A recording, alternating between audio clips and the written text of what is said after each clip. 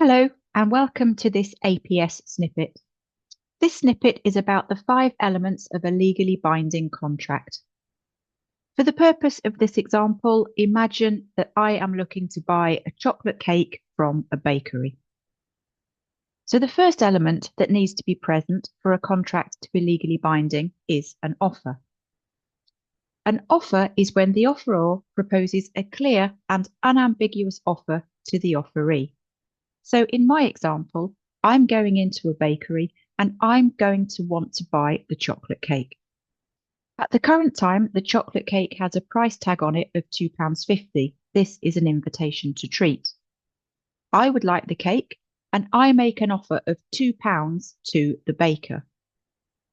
At this stage, we seek acceptance.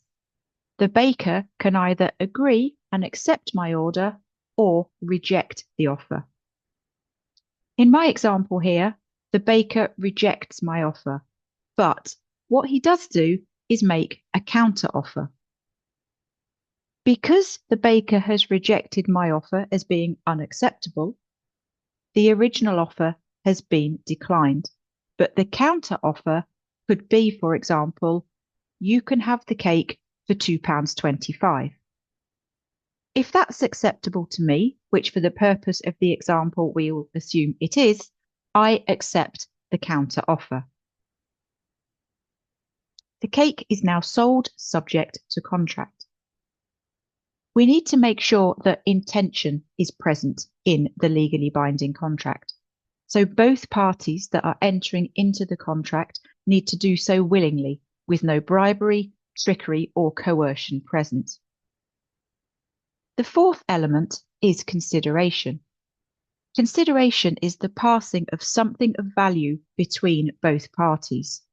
So in this example, I'm passing value of £2.25 to the baker, and the baker's value to me is the cake that I want to consume. Consideration doesn't have to be money. It can be an act of kindness, it can be a service.